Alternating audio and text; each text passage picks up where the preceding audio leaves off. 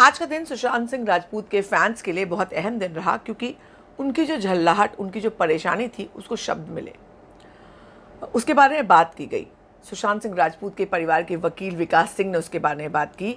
ये बाकायदा प्लेटफॉर्म पर सभी लोगों ने उसके लिए बात की, हम लोगों ने बात की, शेखर सुमन ने बात की कि आखिर देर क्यों हो रही है। अब ऐसे में उज्ज्वल निकम बड़े वकील, 1993 के बम ब्लास्ट में सरकारी वकील रहे उज्ज्वल निकम, बड़ा नाम है। उन्होंने एक बहुत अहम बात कही। उन्होंने कहा सीबीआई को वक्त देना होगा। सीबीआई क्राइम सीन खत्म हो जाने के बाद आई थी।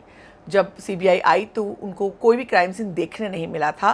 सिर्फ सर्कमस्टेंशियल एविडेंसेस जो थे, परिस्थिति जन्य जो एविडेंसेस होते हैं, यानी बयान, सबूत, बातें और सिचुएशंस, एनाटॉमिकल सिचुएशंस, वही उनके पास थे। उन्होंने अपने आँख से क्राइम सीन नहीं देखा था। क्राइम सीन चेंज हो चुका था, बदल चुका था। क्राइम सीन बदले हुए बहुत दिन हो चुके थे। तो वहाँ से विसरा, पोस्टमार्टम, ये सब चीज़ें भी उन्हें सब कुछ की जा चुकी थी, उनकी रिपोर्ट्स मिली। तो फर्स्ट हैंड उनको कुछ भी नहीं मिला है, उन्हें सब कुछ वाया मिला है और सबूतों के और सर्कमस्टेंशियल एविडेंसेस के आधार पर उन्हें जो है जांच करनी पड़ी है। तो ऐसे में उनके लिए थोड़ा मुश्किल है। वो कहते हैं सीबीआई और एनसीबी दोनों को मिलकर काम करना चाहिए और परिवार को थोड़ा सा सब्र रखना चाहिए।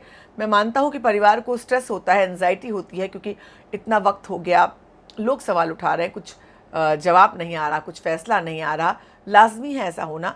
लेकिन एनसीबी की पूछताछ में, अगर मैं आपको कहूँ, एनसीबी की पूछताछ में काफ़ी सारी बातें जो हैं वो सामने आई हैं। दोनों को जुड़कर काम करना चाहिए, क्योंकि एनसीबी की पूछताछ में भी बहुत मुद्दे आए हैं।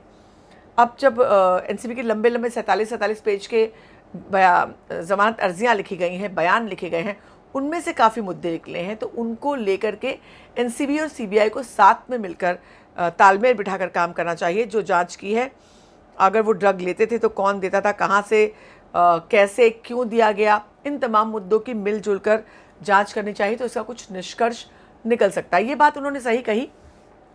हालांकि कहा जा रहा है कि ईडी, एनसीबी और सीबीआई साथ मिलकर जांच कर रहे हैं, मगर अब तक हमारे सामने ऐसा कुछ आया नहीं कि साथ मिलकर उन्होंने कोलैबोरेट किया हो, पॉइंट्स डिस्कस किए हों, मुद्दों का आदान प्रदान किया हो। अगर किया होगा, हो सकता है, पर वो पब्लिक फोरम में, पब्लिक डोमेन में नहीं आया है। तो उज्ज्वल निकम की सलाह है कि सीबीआई और एनसीबी दोनों को मिलकर हैंड इन हैंड काम करना चाहिए और एक दूसरे से चीज़ें साझा करनी चाहिए। और परिवार का एंजाइटी नॉर्मल है, लेकिन सीबीआई को वक्त देना चाहिए। आप क्या सोचते हैं इस बारे में, ज़रूर बताएं। बने रहें मेरे साथ, लगातार खबरों का सिलसिला जारी है। मैं हूं आपकी होस्ट और दोस्त सरिता।